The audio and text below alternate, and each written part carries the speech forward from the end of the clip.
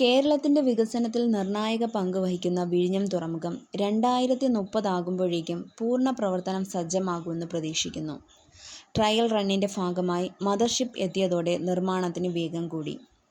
ഇന്ത്യയിലെ ആദ്യത്തെ ആഴക്കടൽ കണ്ടെയ്നർ ട്രാൻസ്ഷിപ്മെന്റ് പോർട്ടാണിത്. തിരുവനന്തപുരം നഗരത്തിൽ നിന്നും 16 കിലോമീറ്റർ അകലെയാണ് തുറമുഖം സ്ഥിതി ചെയ്യുന്നത്. ഡ്രെഡ്ജിംഗ് ഇല്ലാതെ 20 മീറ്റർ വരെ സ്വാഭാവിക ആഴമെന്നതാണ് വിഴിഞ്ഞത്തിന്റെ മറ്റൊരു പ്രത്യേകത. ഇത്തരം തുറമുഖങ്ങൾ അപൂർവമാണ്.